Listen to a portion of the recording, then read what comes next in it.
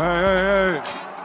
Alright, so James Harden and the Philadelphia 76ers have hit a new low in their relationship as James Harden in China, just having fun in China, was asked about his recent trade speculations, trade requests, and he went on to say that Daryl Morey is a liar and that he will never play for another franchise ran by him ever again. And me personally, I find it amazing that James Harden just continues to find ways to hit new lows in terms of his trade requests. It truly is a magnificent talent that he has. But to make sure that we're all on the same page, I was going to go over, just refresh the timeline a little bit on how exactly we got here. The James Harden and Philly era started after he requested a trade from the Brooklyn Nets, which was after he requested a trade from the Houston Rockets, where he first played for Daryl Morey. So he ends up on the Sixers for the end of the 2021-2022 season. Sixers do alright, you can tell the chemistry's not quite there. He ends up declining a player option for the 2022-2023 season, and instead signs a new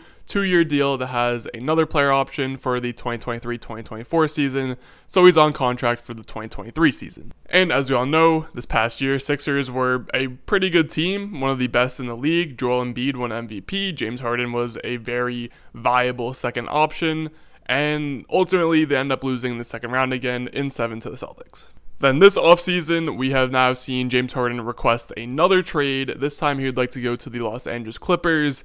And as a part of that trade request being fulfilled, Daryl Morey and the Sixers were like, hey, just sign your contract extension, opt into this player option, we'll get you that trade done. So James Harden opts into his deal for the 2023-2024 season. Fast forward a couple weeks, and the Sixers are now saying that they are done looking for a trade because they do not like the value that they're getting back. Big surprise. And that brings us to these recent events where, again, James Harden is basically just embodying the anti-quiet quitter. And obviously, I have no insider information. I'm just someone observing from the outside. But it is a bit crazy that we have now seen James Harden request a trade from 3 separate teams and ultimately just blow up the relationships between him and 3 separate front offices. It truly is a masterpiece at work. And the situation is just really disappointing all around because I assume that James Harden has his reasons for requesting a trade. He clearly seems to like the players on the Sixers, but the front office not as much. Whereas you could also look at it from the front office's point of view in that, they have a championship contending team if James Harden plays for them. But if they were to trade him away, they're probably going to get pennies on the dollar and they're going to take a step back. And that's not what you want to do when you have an MVP level guy like Joel Embiid, who's often injured, and you only have, a certain amount of time in this window to compete for a championship. And we all know Daryl Morey's history of being really stingy on trades. The Ben Simmons situation lasted for way too long, but ultimately he ended up winning that deal because he got James Harden. And it's kind of ironic that the guy he traded his last situationship for is now creating a new, potentially even worse situationship. But I think the problem at the center of all of this is that no one is really sure how to value James Harden right now. He's a former MVP.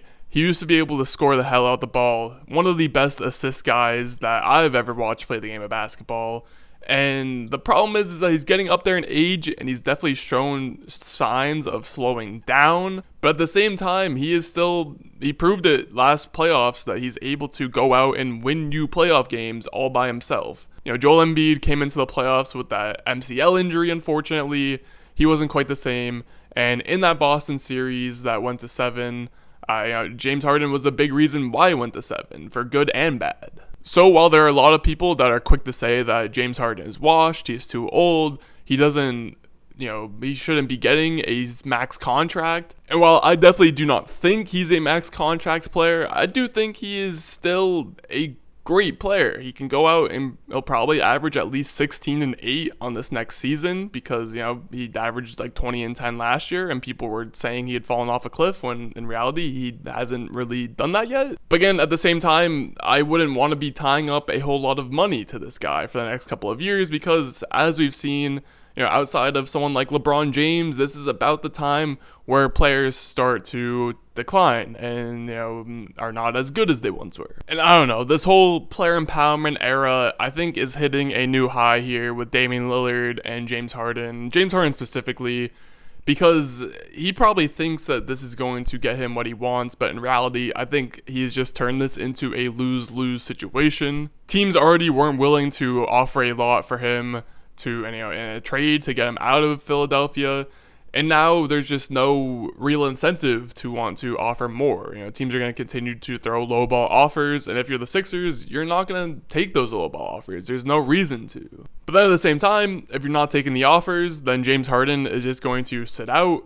You're going to be able to find him. There's going to be that disturbance in the locker room from the moment training camp starts until the eventual time that James Harden finally is rid of the Philadelphia 76ers, and who knows when that will be at this point. And I'll make one last little, point of emphasis here that I think the most frustrating part to me is, again, I still think that James Harden is a very good basketball player. He could still be a starting point guard on a contending team. He has the skill level to do that.